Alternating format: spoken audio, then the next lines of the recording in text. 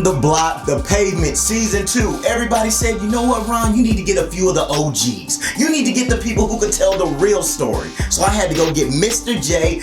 Man, go ahead and introduce yourself. It's Manson. Manson in the building. First off, happy birthday, man. Oh, appreciate it, man. Yes, I appreciate y'all.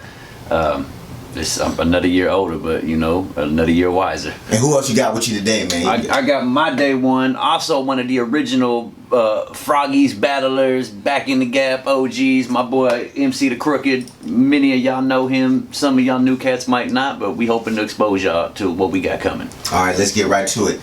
We know that you're one of the originals on the block, so just talking about the atmosphere for the block at the beginning, the start of the movement that it is now.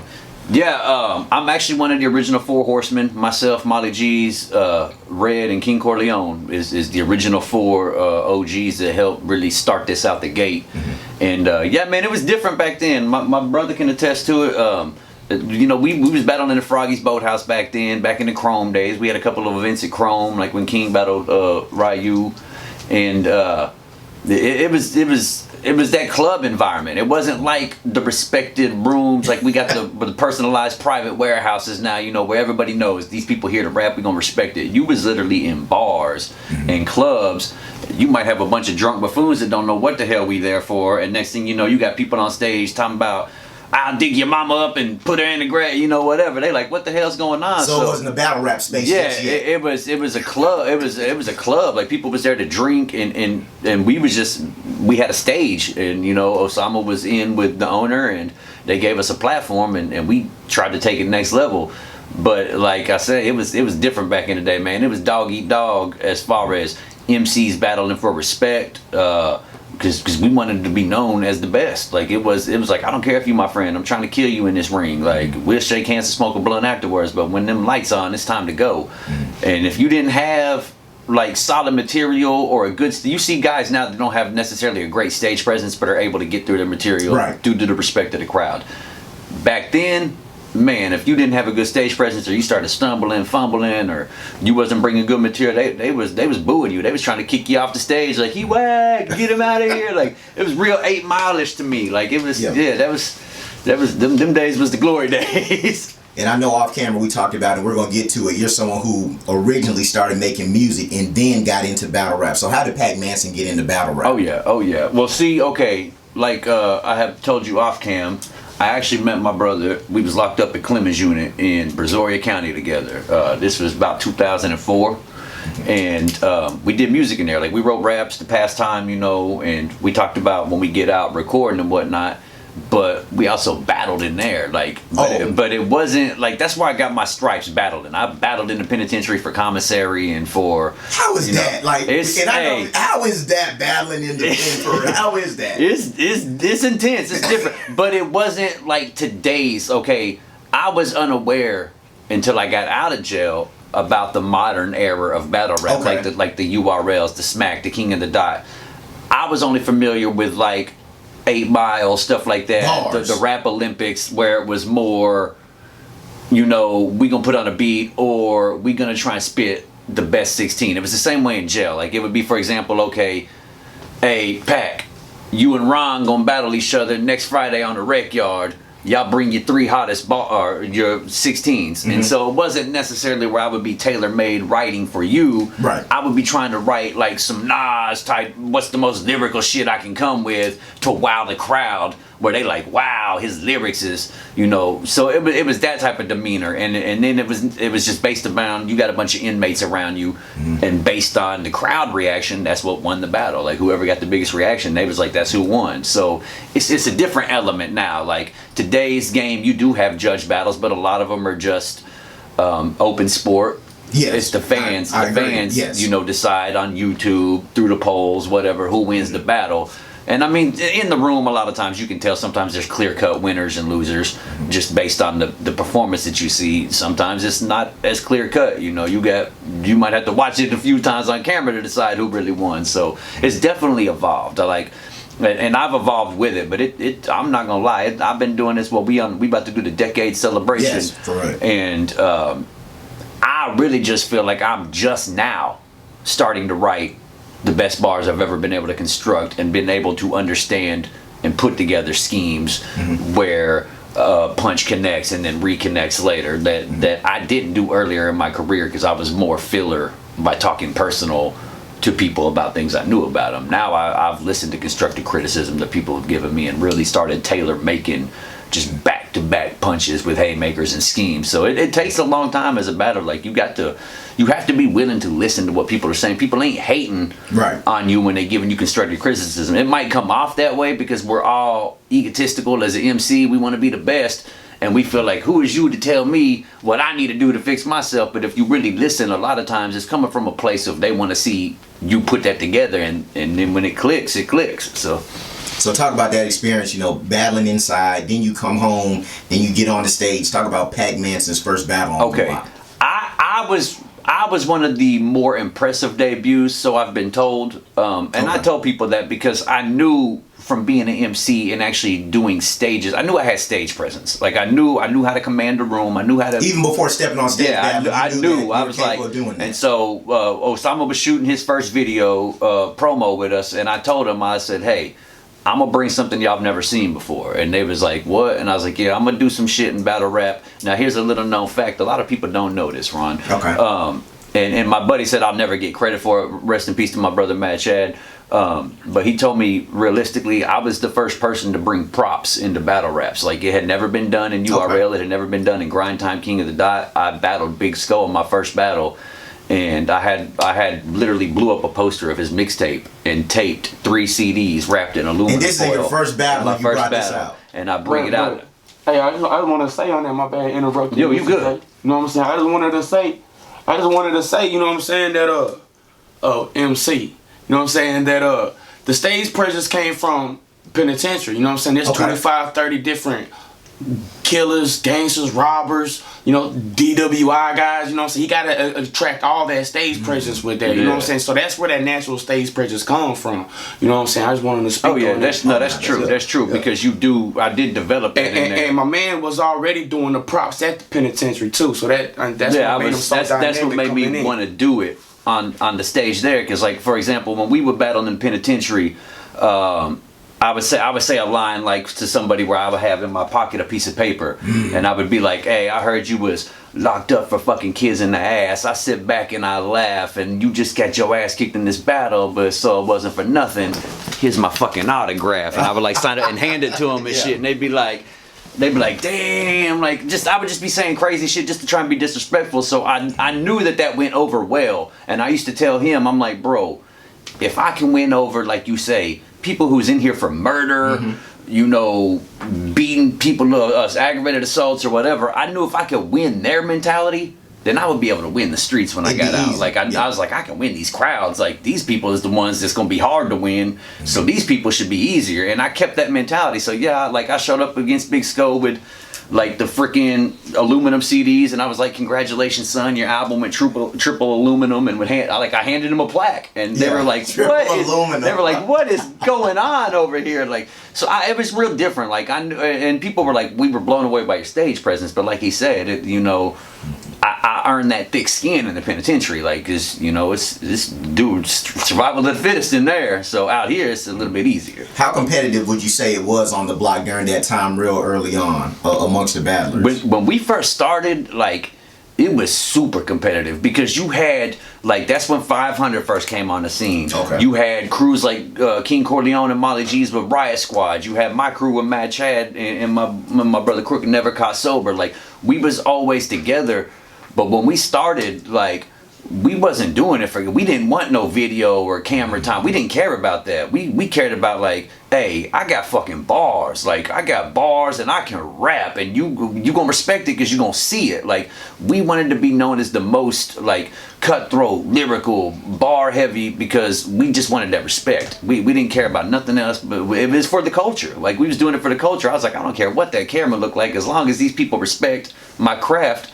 That's what I'm here for. So like and that was the mentality through most of the MCs. Like now it's a little bit more laid back where everybody has that respect, And it's already, because we've established that platform, so you know what you're getting into essentially when you step in that room. You're like, okay, we know what the block production is. But back then, we were just starting, so we had no idea how big it could become. And we just, we just wanted to be seen, and we were hungry. We was young, and we wanted to kill. Yeah, so getting to that, you're getting to my next point about how the block has changed then and now, because you already brought up the atmosphere in the room, but even the battlers, how much would you say it's changed overall? It's definitely, like, I can tell you this much. I always believed in the talent that we had, and that's one of the reasons I wanted to invest at the time I did and bring Disaster out, because he was like the highest viewed battler in the world at the time, and I was like, hey, if we can get somebody like this to see what we have going, I know they gonna word of mouth to some people. Like, I know they gonna, because the talent is undeniable.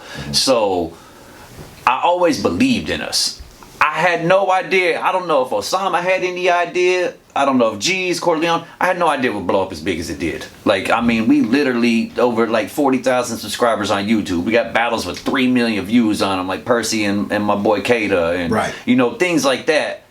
I never imagined in my wildest dreams, because that's a huge accomplishment. You got people battling like Loaded Lux and all them on Smack that don't have million view battles. So when it happens organically in your own city and in your own town, it's kind of mind blowing. So I do like the evolution of the block, the new MCs, the new classes. Definitely, some people may say it's been watered down. I don't feel like it's been watered down. I feel we've grown organically. You got a bunch of different styles. I feel too many people want one type of cookie cutter style, but I feel like the difference is what draws viewers in. Like, you can't have the same thing over and over and over and over, and it's just different people. You're being diplomatic, but I'm gonna get to it. What would you say, which era had probably the better battlers? What would you say, if you can take the top battlers from when the block started to the top battlers for at the point, the decade of the block, what would you say was probably the better crop of battlers?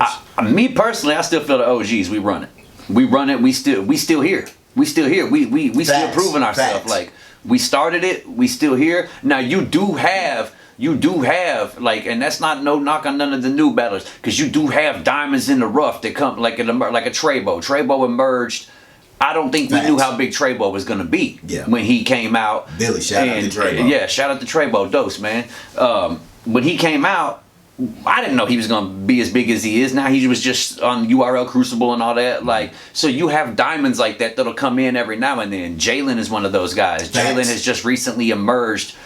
He's been around a while, but this past year or so, artists like himself, Dwayne Vega, they've really been on an ascension. Like, it's like they put it all together and they locked in right now. So those are the guys I feel are like the diamonds in the rough. But like, you still got the Skitzes, the Corleones, the Molly G's. We still around. Like, Molly G's just showed in his last battle where he stepped in for D-Tay and battled against Jalen. He still showed he still got it. He been sitting on the back burner. He ain't lost a step.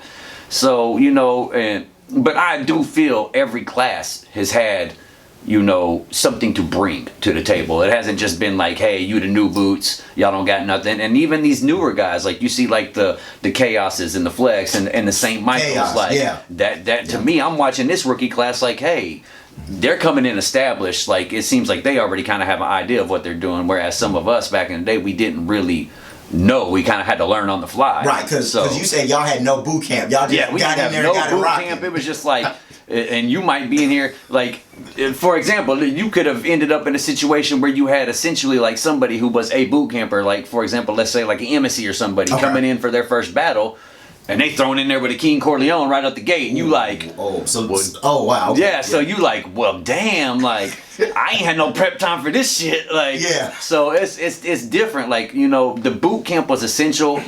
As we alluded to off camera, my brother Crooked was one of the first boot camp battles. Shout out to Crooked, He battled the Froggies. He battled D-Boy. Shout out to D-Boy.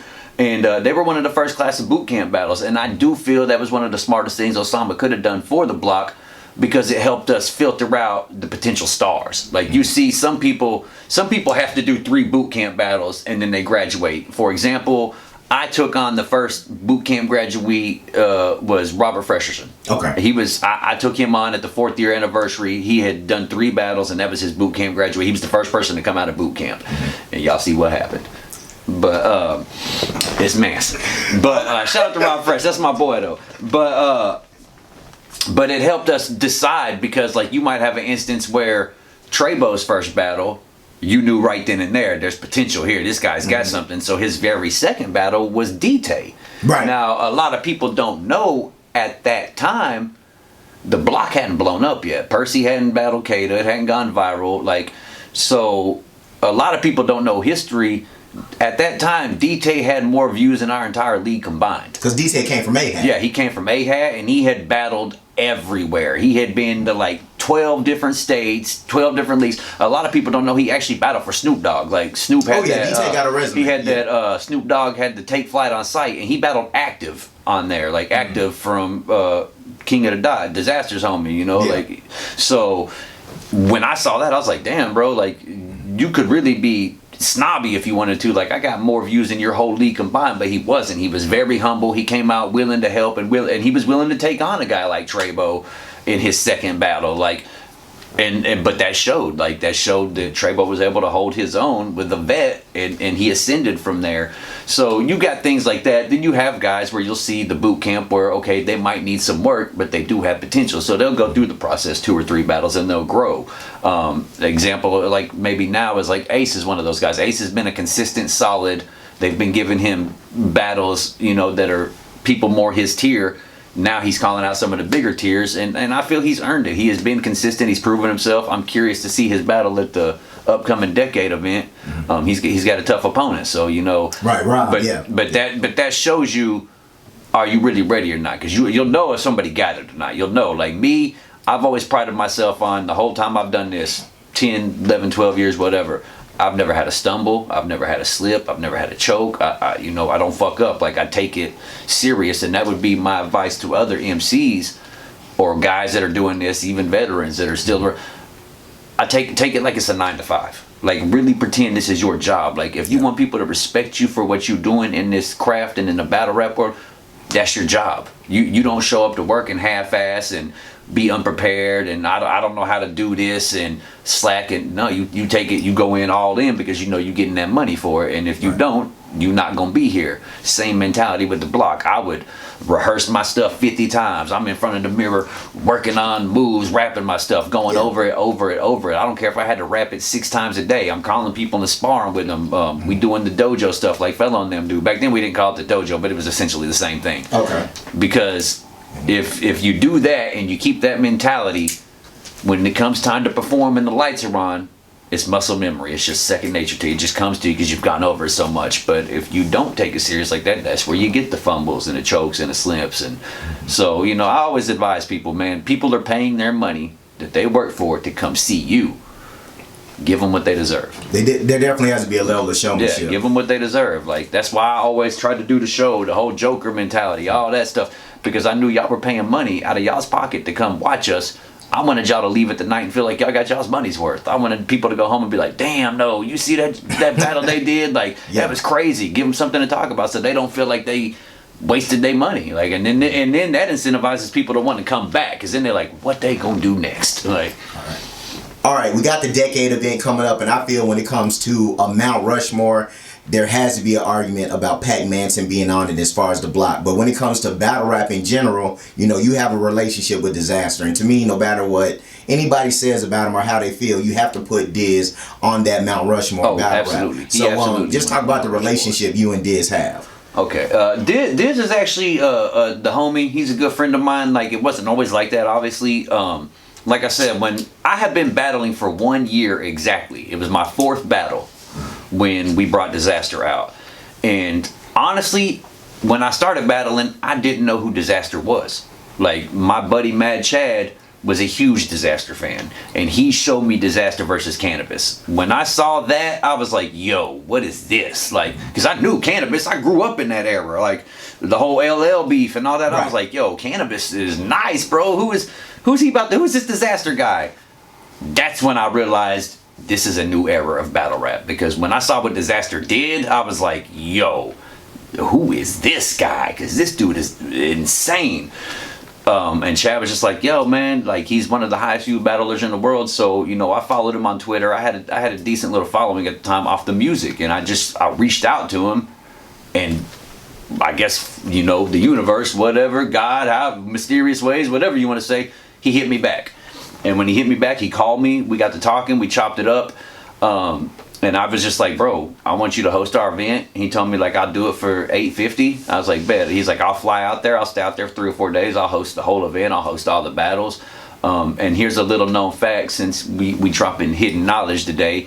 Shout out to Fellow, because a lot of people don't know Fellow paid for his flight out here. Like, I was kind of in a bind money wise. I was able to pay his deposit. Shout out to Fellow. But I was like, man, I don't got, you know, it's going to cost me, because I was paying for the hotel. I was paying for travel expenses. I was paying his fee. And I was like, man, that extra $400 or $500 for the flight or whatever is what's going to be the kicker. And Fellow was like, don't worry about it. I got you. My dad got some flyer miles, whatever. I'll cover it. He's like, my only request is that I can chill with y'all at the hotel when he gets in. You know, I just want to chop it up and talk to him and kick some knowledge with him. I was like, that's fine, bro. You can hang out with us all weekend if you want. So he came out. We went to the studio. We actually have a cipher up at 97.9 at the studio. I saw that online. So where it's like me, Romeo No E, Disaster, my buddy Johnny Wayne, DJ Menace. Like, a lot of people don't know DJ Menace was Trick Daddy and Trina's DJ in Miami back in the day when Slip and Slide was popular. So we did that, and it was just organic. Like, I guess maybe it's because the background he comes from, because he is Lebanese, and, you know, he comes from a third world country. Like, people don't realize how good we have it in America until you see some shit like that, and you're like, damn, it really is. I thought we was in the hood, but that's the hood. Right. Like, so he comes from that background, and I think maybe it was the fact the way we carried ourselves. We had come from the penitentiary, so we understood, because in there, you know, it's very respect driven. Like, people that kill you over I've heard word that. in there. I was surprised to hear that. I've heard so, that. Yeah. you know, people, you know, you see people get killed over the wrong word. So it was always, you know, be about what you say you about and stand on it. And I think he picked that up from us. And then, like I said, like, I knew the product we had I knew we had potential. But I knew when I would see King Corleone rap, and I would see the shows Molly G's was putting on, I knew what I was capable of. I was like, we just need to get the right eyes to see this, because originally a lot of people don't know it was supposed to be Math Hoffa. Oh, wow. OSAMA wanted to bring Math Hoffa out here, and I was like, yo, I got Diz, and Diz says he's down. And at the time, Diz was the highest viewed. He still is, but at the time, he was the highest viewed battle rapper in the world. And I just felt like he was just about to battle past day for the chain. He had just been on Total Slaughter and made the run with Total Slaughter.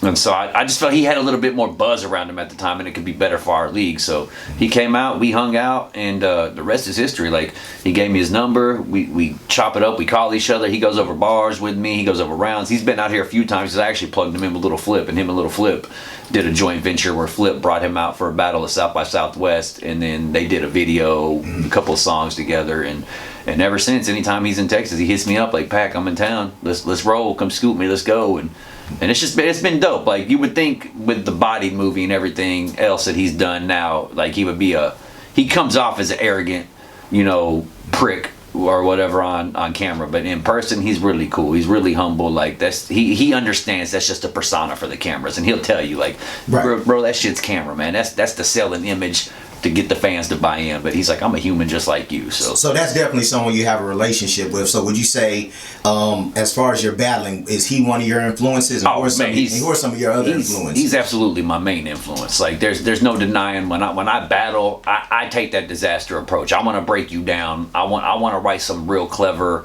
bars, but I want to be disrespectful with it, and I want to talk about you. So as far as like disrespect, Arsenal would be another one. Arsenal's always like, he's the king of disrespect.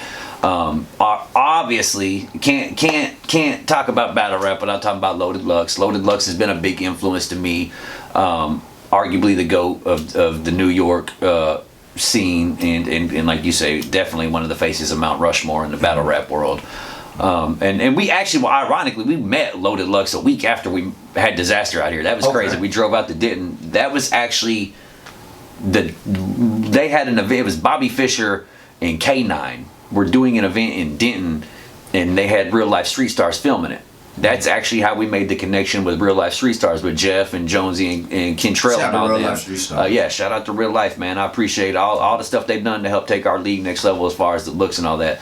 They were filming that event, and we went out there, and me and OSAMA and Cliff and Molly G's linked with them. We chopped it up with Loaded Lux, got to interview him, and Real Life realized that we too had a battle rap league, and they're like, oh, y'all live from the block, we heard about y'all. And then they connected with OSAMA. Next thing you know, they filming our events, and that really took that's kind of what springboarded us as a league. Like, no knock on any other people. Shout out to my boy Romeo No E. Shout out to my boy William HOLLA. They were filming for us and editing back then, but real life just kind of took it next level because the camera quality was a little bit better, and you had 3 cameras in there at all times, so you were able to get that different visual. You might have somebody in the crowd, you might have somebody on the stage, you might have somebody behind the crowd. So that look is what really put us in contention with the big leagues. Like, it had that real Hollywood look that you go for, that you want to see, or the real professional look. So that was really cool in and of itself. Okay, so just doing my research, my due diligence, and looking at some of your battles, I see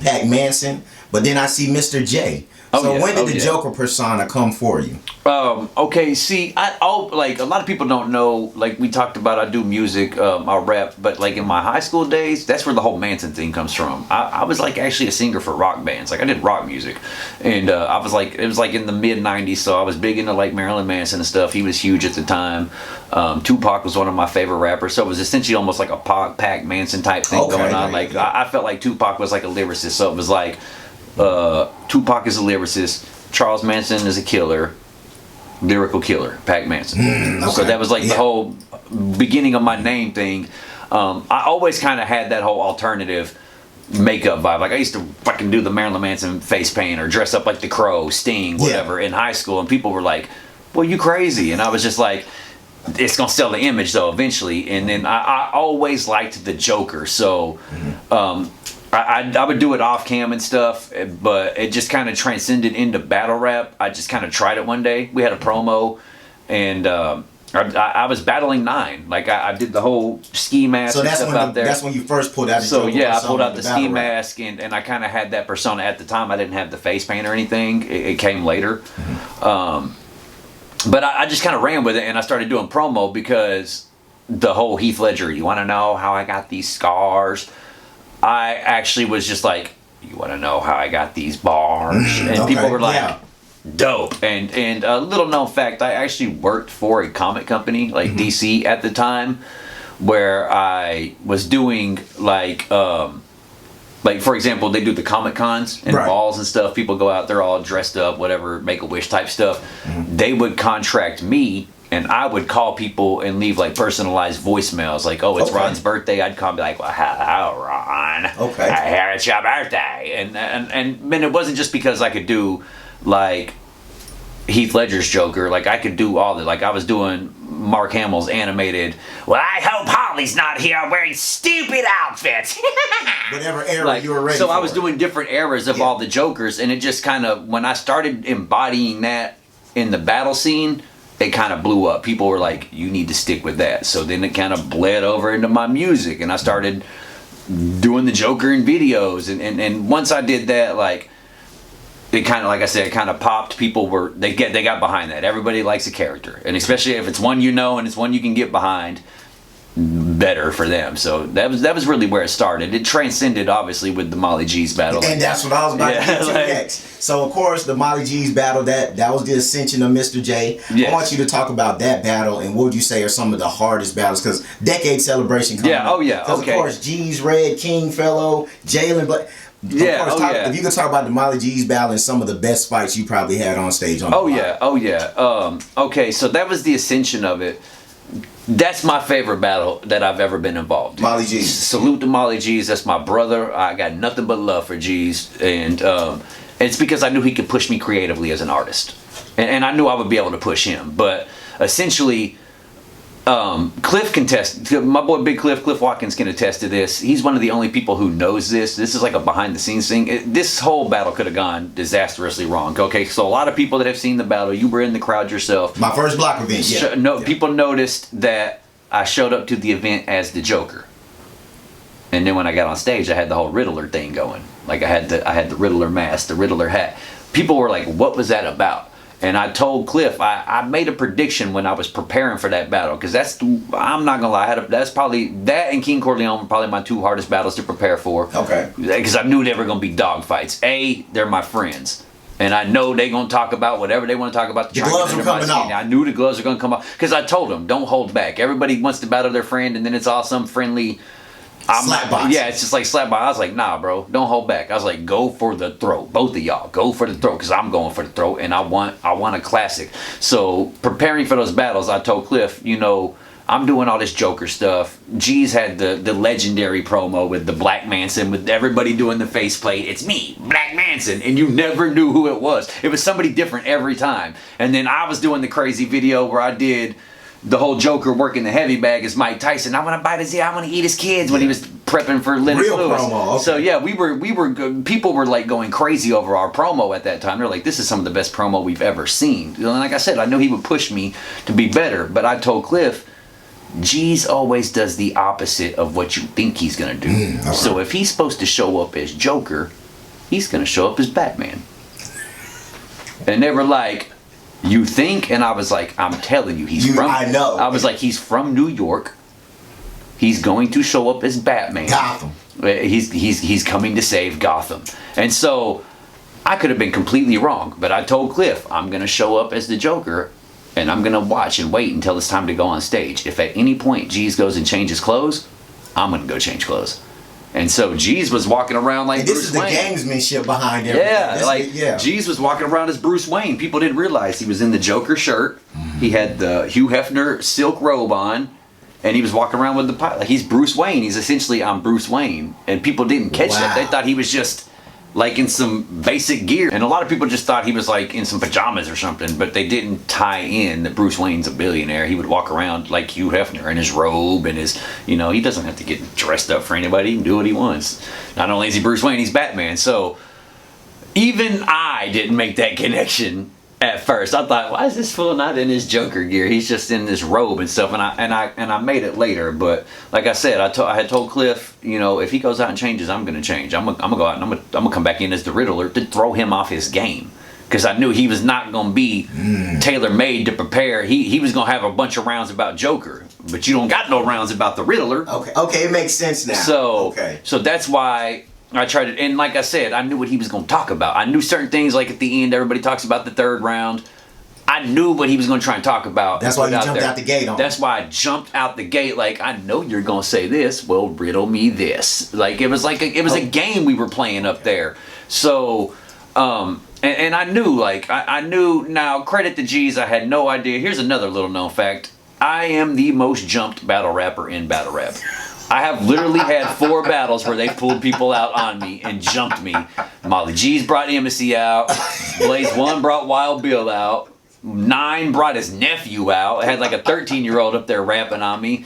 Like, and Cliff was like, Pac, why they be jumping you all the time? But like I tell him, I was like, because they know I'm a threat. They know when you get in there, you're getting something serious, so you're going to pull out all the stops. But that makes for memorable moments in battle rap. A lot of people complain about that. Right. I feel that makes it more memorable because you never know when it's going to happen. That's one of those true organic, I could have never, like, D-Tay and Molly G's are 2 of my closest homies. I hang out with them all the time. I had no idea Molly G's was coming into that battle. I had no idea. Like, I don't think anybody knew until it happened, and I was like, what the fuck is happening right now? I was like, I think everybody was like, we was just like, jaw drop, like, Molly G's is back in the ring on camera. So, yeah, like, that battle in and of itself, I had to switch it up. Like I said, it could have gone disastrously wrong if I went up there as Riddler and he's Joker. Or like, then, like, well, damn, now I kind of fucked up. So, we pushed each other back and forth in that battle to make it what it was. And shout out to Lex Luthor, shout out to Poison Pen, Sid Vicious, and for coming out, you know, helping make that event what it was. To me, that's one of the most memorable events.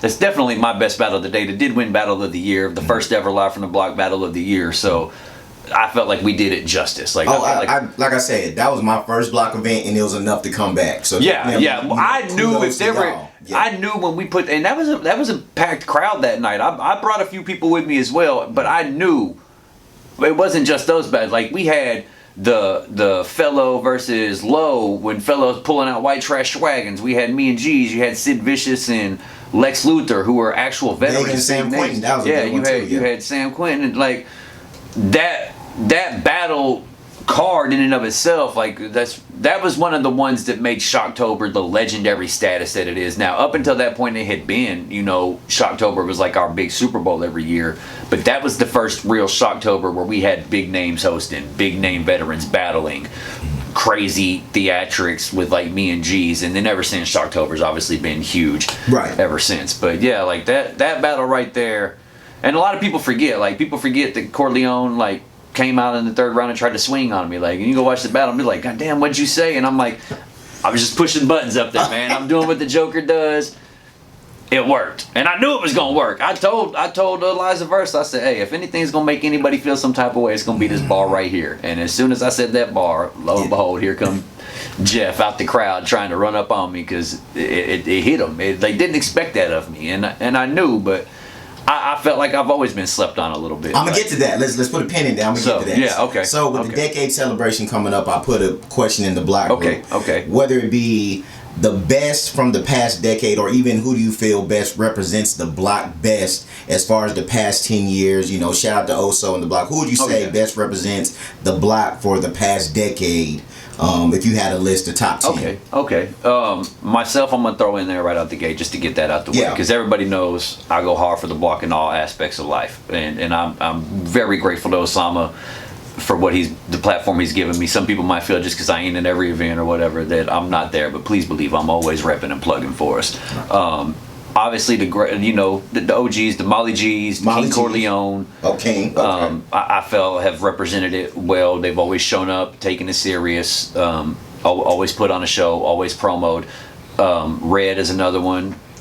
Fellow, I would say, has represented us greatly, and Fellow was actually somebody that me and Mad Chad brought on. Like, we found him in the crowd at Froggy's, and he was like drunk trying to battle everybody in the crowd, but he could really rap. That's facts, Crooked. That's facts. Yeah, so he could really rap. So we was like, I actually was supposed to battle. There's a dude named Reality that was on the Next White Rapper show that they had on VH1. Okay. And I remember the show. He was on that show. He was one of the finalists, and me and him were supposed to battle, and he backed out on 4 days' notice. Like, we had already cut the promo, we had already cut the flyer, we'd already been selling tickets. He backed out on 4 days' notice because he had like some side issues with a homie of mine that he thought was going to try and beat him up, but it wasn't like that. But I mean, whatever. He chose to back out, and Osama asked me what you want to do, and I was like, give Fellow a chance. And he's like, you sure? And I was like, hey, that kid's dope. Give him a chance. And then the rest is history. So you see what Fellow's become on the block. Especially with the dojo. He's literally shepherding the whole group of battles. So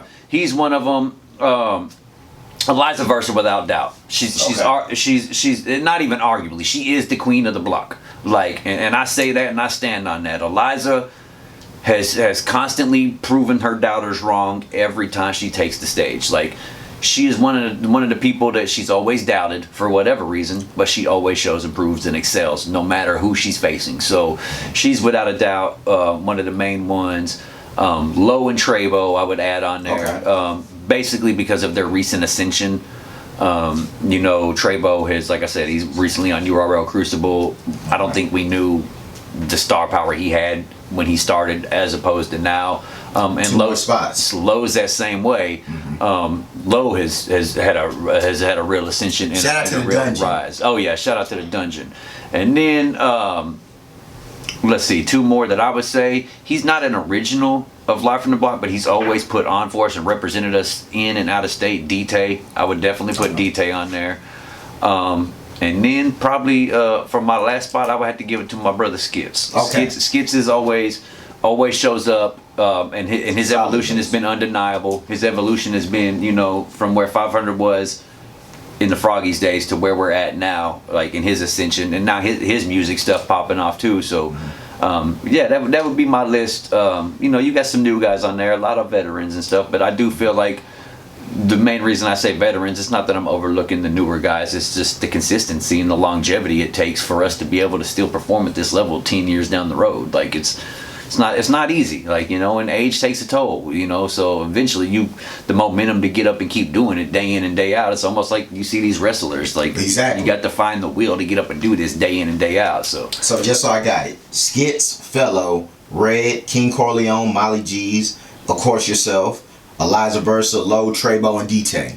Yeah. Okay, Yeah. That's a fantastic. solid list. I like that. Oh yeah, definitely. So you did bring up the point about making music. How do you feel making music compares to battling? Does one ever take a backseat to the other, or how you construct them? Does it kind of help each other, or how does it go with you?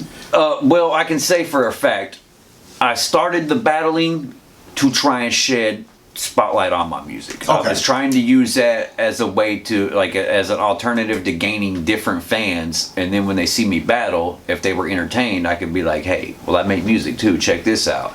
I can definitely say the music took a backseat to the battle rap, though. Once I started taking off and ascending in Live from the Block, the demand to be seen on stage outweighed the demand for me to put music out. Now, I was still doing mixtapes with my brother on the side. I was still dropping singles here and there. But my sole focus was on Live from the Block and battling, trying to grow our league and take us to the next step. Because I knew if we got there, I can always fall back on music. I can still do shows. Now, as far as orchestrating or fan bases or trying to please, it's a lot easier to please a music crowd. Okay. Because you have error for mistakes. You got live audio behind you. If you slip or you forget a word or whatever, more often than not, it's covered up by the music. You don't have that in battle rap. It's a cappella.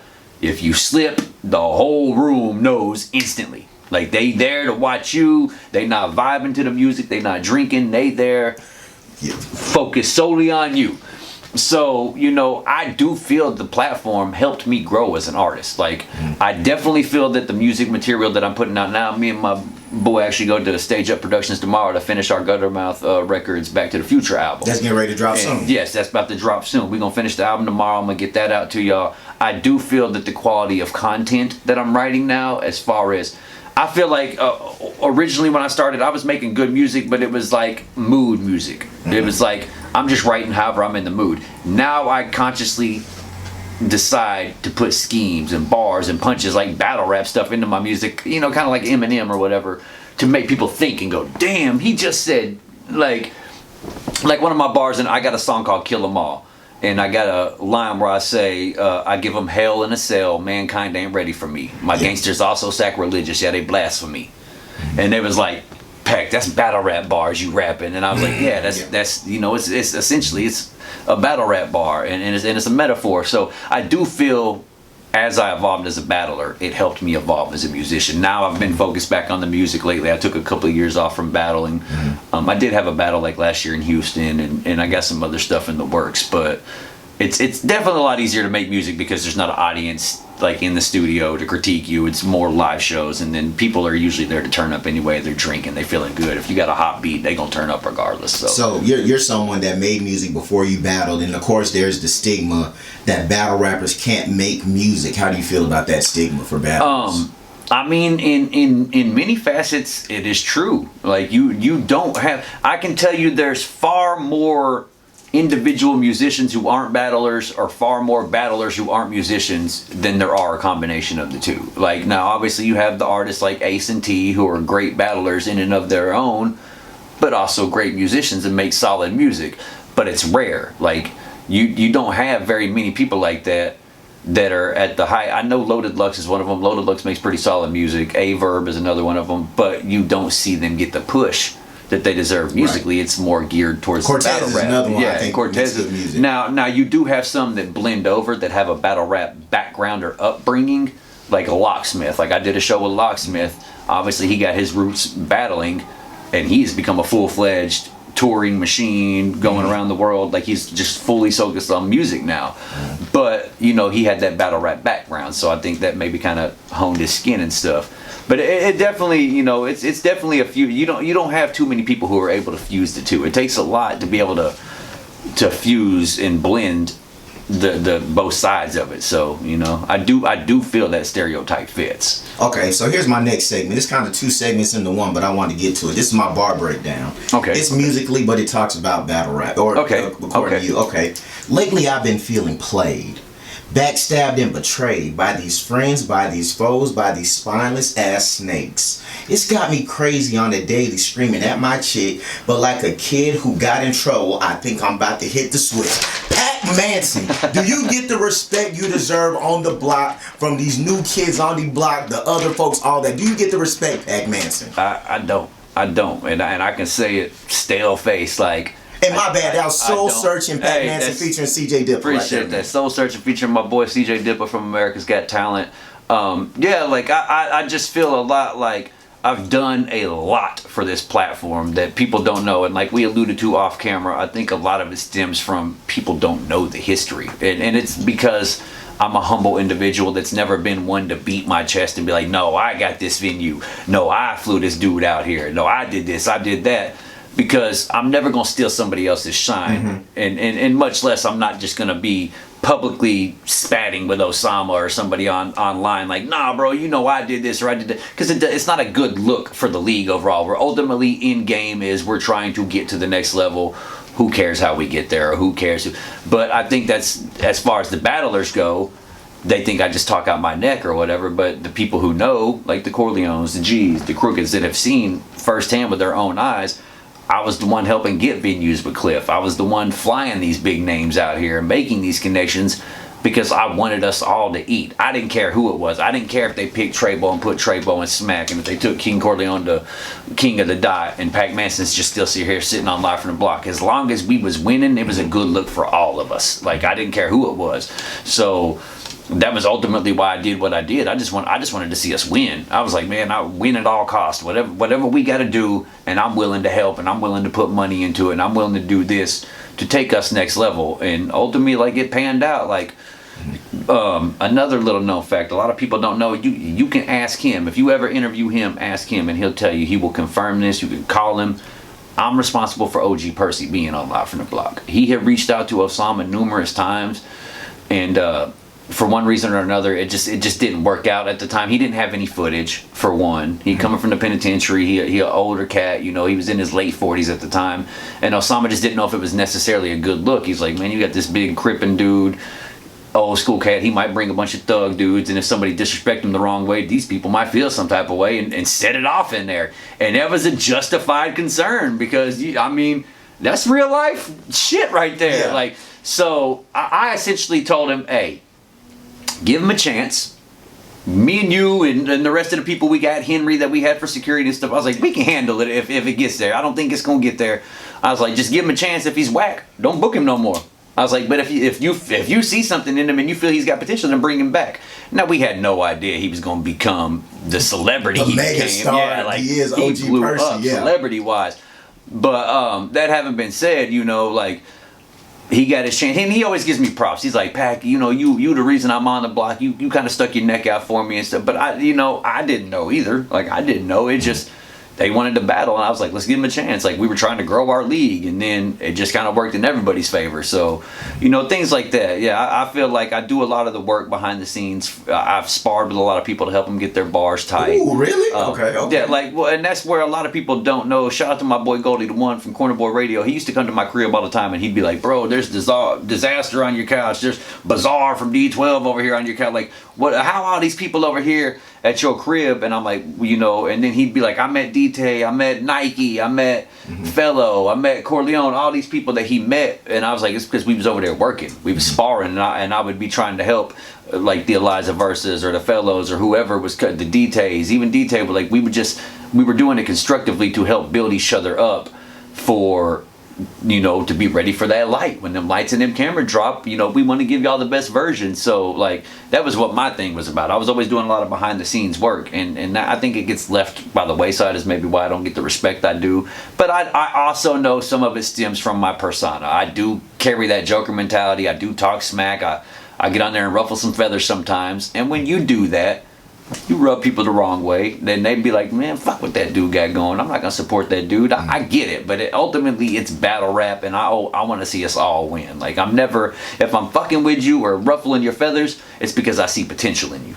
I don't do that. Tease because you care. Yeah, essentially. I don't, like, the people that I don't think have potential as artists, I'm not calling them up and ruffling their feathers and messing with them. I'm doing it to the dudes, and if I do it, it's because maybe down the line we'll be setting up a battle. You know, I might potentially battle you down the line. So let me ruffle some feathers now and make sure you got the thick skin and you able to, you know, take it and you can withstand it. And if you can stand the fire, then you good. You know, definitely, Pat, you're someone I definitely wanted to speak with as far as, you know, a Pavement, you know, everything you've done for the block, on stage, off stage. But your app list, there's a lot of young gunners on the block right now. Some, they have your name in their mouth, some don't. Yeah. But who needs to have a talk with Mr. J? Who needs to have a talk with Mr. J? You know, there's like, essentially... my resume gets talked a lot about because I do have one of the more solid resumes. Facts. I have battled pretty much everybody that's a name on the block, except some of the newer guys. Like, you know, like people that I would battle, like without a doubt, if the battles were offered to me and they were like, "Hey, would you take this battle?" Like people like a Low, a Trebo. You know, you're not playing around. Essentially, he's not. Because you've had words for Trebo in a battle. Yeah. Trebo was always one of my main antagonists, and I think it was more like not that I think you whack or I don't respect your pen. It was more like, let me push you the same way I did Corleone to develop and elevate yourself. Because Trebo, I will be honest, Trebo was one of the people that I listened to when he gave the constructive criticism as far as learning where to drop filler and add more structure at certain things. Like, and I know he may not even know that. We've had talks in the past where I told him, hey man, I know we had words on Facebook. It's the same with Low. We've had words back and forth, but at the end of the day, I respect y'all as MCs. Like straight up, I respect y'all's craft. I respect y'all's ability to perform. Those are two top gunners that I, you know, without a doubt, if they offer me another person that I'm actually a fan of, he's been on the block a few times. He wouldn't necessarily be considered maybe a live from the block MC, maybe because he's more from out of state. Sean Gada. Ooh, like yes, Sean Gada's fire. I fuck with Sean Gada tough, and it's because I know, like, I'm not gonna take an easy battle. I'm not gonna be like, hey, give me one of these new boot camper dudes or whatever. Like, nah, man. Like, give me somebody that's gonna make me work. Like, because I know what I'm capable of, and when I'm pushed and I'm motivated, somebody like a God or a Low or a Trip, those are people that would motivate me because I know I can't slack. You know, I know they gonna show up with consistency, and if I slack for even half a round or whatever, that could be the whole difference in the battle right there. So, definitely those three guys are guys that I admire as MCs, that I admire as artists, that would definitely be, you know, on the list. There's been talks, you know, lately, Money on the Wood, Manson versus Al Jesus. I've heard about that. I've heard about that. Now I don't know if it's gonna matter. I threw the offer out there. I told Al G, look, what you want? What you want to do? 250 to win and take 5. You want to do? And it's 3 rounds, right? Yeah. Well, I told him 1 round at the time, essentially because I felt like, if I'm not getting paid for 3 rounds, I'm not doing 3 rounds. Like, I know my worth now. I didn't know my worth back in the day. I wasn't getting paid of it, but I always promo, always bring people to the venue. And you never gonna see Pac-Man at an event without new faces in the building. It's just the last event I showed up to, I wasn't even on the card, and I had 3 people with me that had never seen battle rap. So it's just, you know, I'm always gonna promote and put on for us. But I had told him, you know, I wanted to do like a 1 round 6 minute because I had all my material lumped together. Now I know I have enough for 3. So you got a clip ready for Al? Oh man, like I got a body ready for Al. If Al get in the ring with that dusty trash he got, I'm telling you, it's the most consistent stuff I've ever written in my life. I can show you better than I can tell you. Where people was like, and I've let a couple people hear, and they're like, oh my God. They're like, you bro, every single line is a bar. They're like, you didn't, there's no filler, this just bar. Like, you making us go back and like, what the hell, how did you get so involved? But I took time off. Like, I've had time to sit back and assess myself. So like, you know, if Al steps up to the plate and puts his money up, you know, we can make that happen. You know, I'm never opposed to taking people's money. You gonna give me some free money, I'm gonna take it. If you want to lose your money, I even told Al, do bet your career. I was like, hold on, whoa. So y'all having Undertaker versus Shawn Michaels? Yes, sir. I told him, I said, hey, put your 250 up. I told him, put your 250 up. Loser got to retire from the block forever. I was like, that's how confident I am in what I'm bringing to the table. If you so confident, put that up. And put your career on the line. You talking a good game right now. Now it's been thrown out there. I've provoked him. I've stoked the fire. I've raked his coals. And Al's kind of gone quiet. It's been a bunch of crickets. Now, was that a good or bad thing, though? I never know. I would say it's a bad thing because it looked like he ducking, but it could be a good thing because he could really be over there writing and he prepping himself to call me out and be like, okay, now what's up, Money on the Wood? Like, so you never really know. And I know Al he's game. He's a gamemanship. He's been around long enough. He's an older guy too. Now, do I feel Al's on my level? Absolutely not. He's not on my level. He got something, but if you get in that ring with me, I'm going to take your soul and I'm gonna body you so bad you never gonna want to rap again. So there's no way Manson loses his brain. Absolutely. I don't care what you talk about, man. I don't care. You could tag team and bring all the bar snobs to help you rap. It'd be 7-on-1, and I'm gonna fuck your whole crew up. All right, you bring up bar snobs, which basically gets to my next point, talking about battle crews. You part of 500, correct? Yes, sir. Yes, okay, sir. So 500.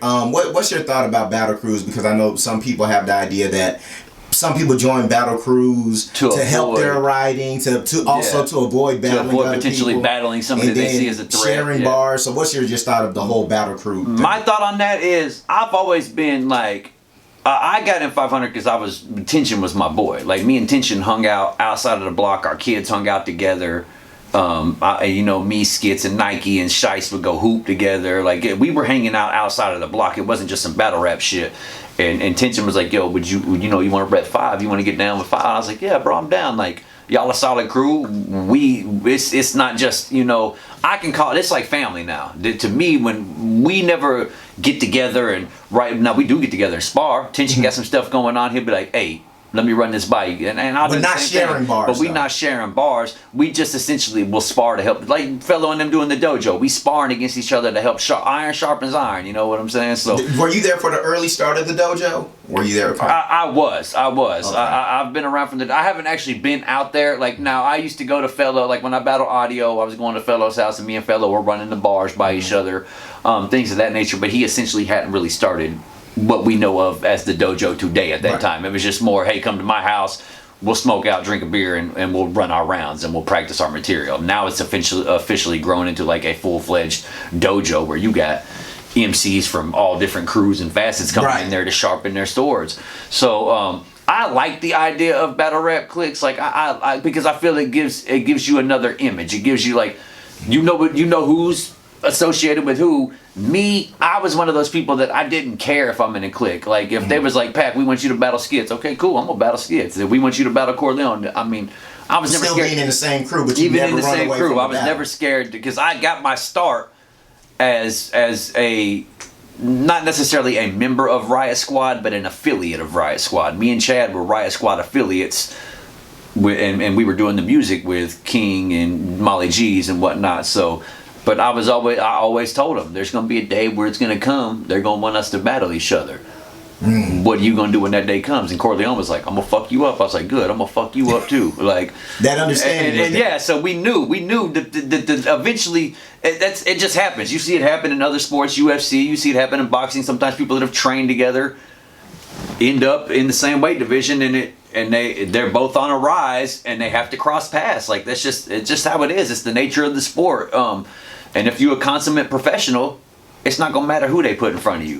Like friend or foe. Like this is just business. Like essentially is what it is. It's just so I like it. I know now I do feel there might be some people, and you see in other leagues like King of the Dot and stuff, where they do help each other write, or they might maybe not necessarily give bars or write bars, but toss an idea like you should talk about this, stuff like that. And I don't have any problem with that. Like if you toss in an idea that you see that I might not have thought of, but I'm gonna put my own twist on it, I got no issue with that. Like you're not writing the bar for me and I'm quoting your shit word for word. You just might give me an idea and I'm gonna run off and spin it my own way.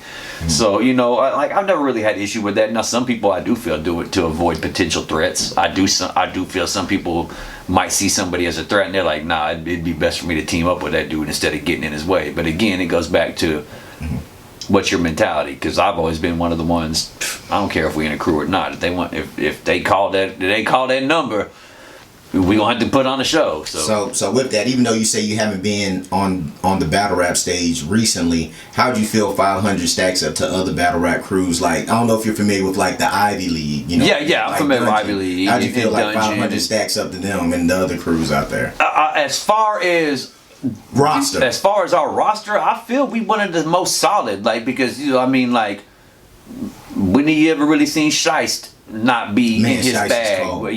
Nike's always got a different approach. Skits has elevated his pin game. Red has always been like that's why I was so excited to see the Red and B Magic, because to me they're cut from the same cloth. they're just punch after punch after punch, and once they get going, they don't stop until the round ends, and you just like, what's next? What's next? So, you know, D-Tay, myself, like, I feel like we have variety. You know, we have variety, but then you also got these Goldie killers that's like a shiest who's just like grimy with it. You got me, who's a showman that's gonna put on a show. You got somebody like a Red and a Nike who are real like heavy punchline rappers. Like they come with punches and bunches, and you know when they rap, and you gonna get a lot of haymakers. So I feel we stack up very well. Like I feel we could hold our own with any crew. Like if they ever had a card where it was like crew versus crew, like 500 versus Bar Snobs, Ivy League versus the Dungeon or Dose or whatever, like I feel we can match up with anybody. Like I feel that we got a roster that's so well versed, and we're all veterans now, that I feel no matter who you put in front of us, we're gonna hold our own. We might not win every match, we might not. I'm not gonna be biased and be like we're gonna sweep everybody, but I do feel like if you get in front of anybody in our crew, you got a fight on your hands. Okay, so we talked a lot about the business of battle rap. So what would you say is the biggest mistake battlers make when they get into battle rap? I think now one of the biggest mistakes people make is they forget that it's a profession.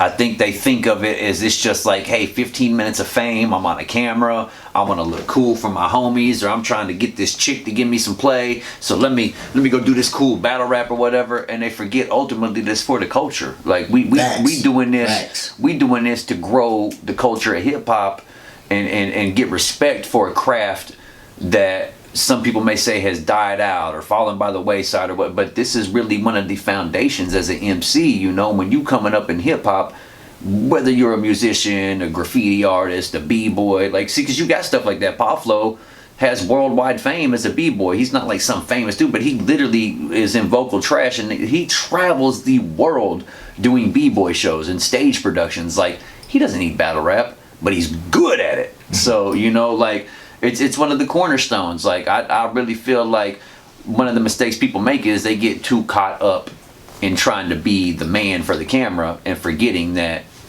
it's really for the culture to help grow this. So, and then like I said, a lot of people don't take it as professional. They look at it as a hobby. Well, you know, I might go work as a machinist or, you know, flight attendant or whatever your career may be by day, and then I just do this battle rap shit on the side. I always had that mentality, like, no, this music and battle rap is my job. This is my job. This ain't a hobby. So I've always tried to advise MCs to take it as such. Prepare in that manner as you would for a job, or you know, pretend, because you're not ever gonna get a King of the Dot or a Smack status if you don't take it like a job. You never gonna achieve that level because you're not putting you putting 50% into it when you should be putting 150% into it. So with that mentality, you'll always succeed. If you keep that mentality, you'll learn from your mistakes. You'll be able to take constructive criticism. You'll be able to grow, and you'll be able to advance. And you know, because you're in it for more than just some local fame or whatever, like, you know. So next up, what does Manson have on deck? We know you got the music coming. Oh yeah. As a matter of fact, promo everything. Yeah. As a matter of fact, I just dropped my newest video today. We dropped a major movie production. Featuring my brother RCX. It's called I'm Taking It. It was shot by my boy Michael Rashad and Gil at Cloud9 Films. It comes complete with a 3-minute intro trailer, like real movie theatrical presentation that we put together on this one. That actually just dropped.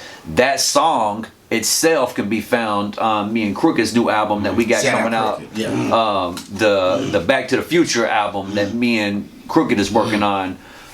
We got an 11, it's possibly going to be 12. We got 11 right now solid. But we getting in the studio with Brilliant Wayne tomorrow, and we may knock out something with him as well. And if we do knock out something with him, that's going to be added onto the album as well. But essentially, like, I've been dropping music. I dropped my God Mode music album. I dropped, you know, It's Manson. I dropped Welcome to My Nightmare. Me and Crooked have dropped Killing Industry Volume 1 through 3, where essentially, like, Lil Wayne was doing No Ceilings and stuff. We were doing the same thing. We were taking, like, old mega beats like MOP Annie Up or whatever, okay. and then like maybe some newer whatever's like a top 40 on the radio hit, a Wayne Millie beat, whatever, something like that, and we were remixing everything and we were pushing that to get our name out there. Now we're dropping our first official like project where it's all original beats, all original production.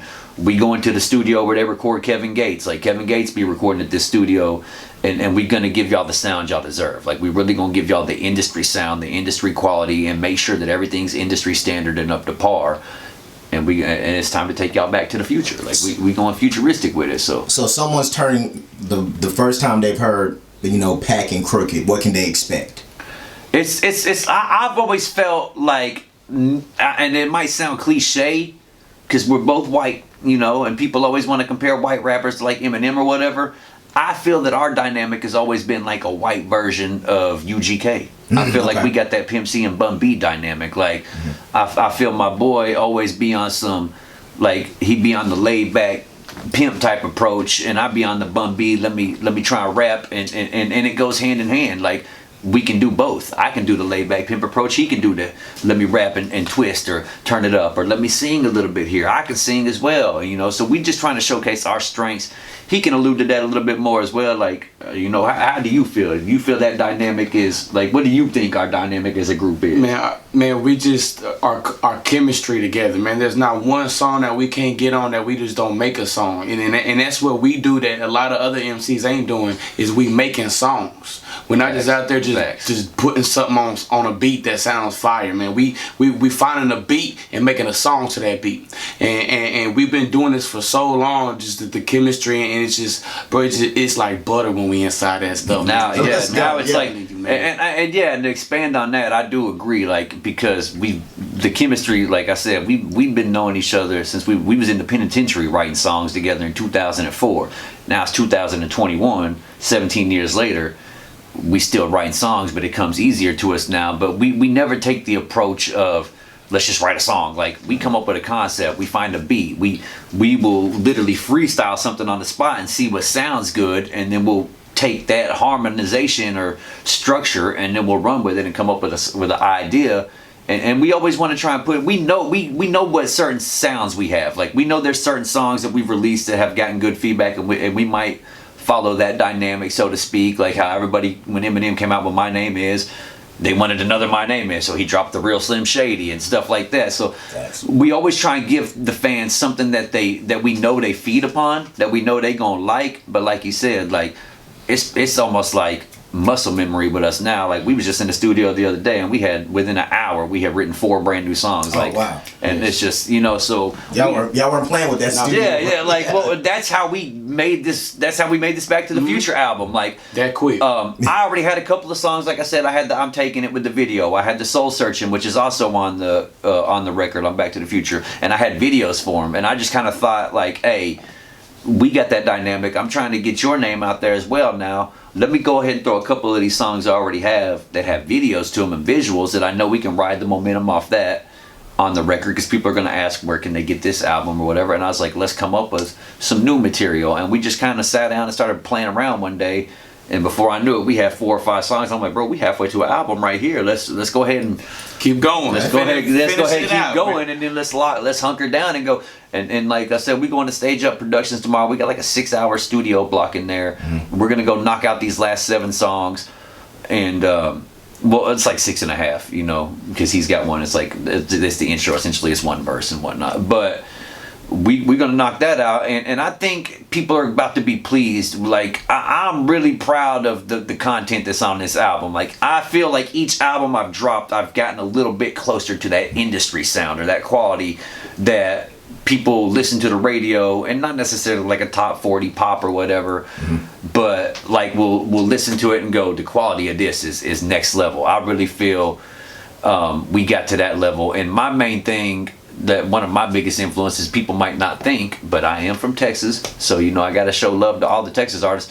One of my main influences for my last album and this album has been Travis Scott. Like, I've really kind of pushed for, like, I feel Travis Scott got that futuristic sound, that vibe, so I try and push stuff like that I feel can capture not only people's attention, but quality, make them want to listen to it and be like, okay, the production, is fire on this as well. So. Pac Manson, I just want to say thank you so much, and big shout out to Crooked too, holding it down for the whole interview. Live from the block, the Pavement season 2. Pac Manson, take us out of here, man. Shout out to Ron Murray for having us on the Pavement, man. Shout out to K104. Shout out to Live from the Block. Shout out to the Pavement series, man. If you're not supporting the Pavement series and you're not supporting those who supporting you, you need to go jump off a cliff or something, because these people is giving back to us. Let's give back to them. I'm your boy Pac Manson. Boy Crooked. Gutter Mouth Records, Back to the Future, coming right at you. This has been the Pavement. Hey.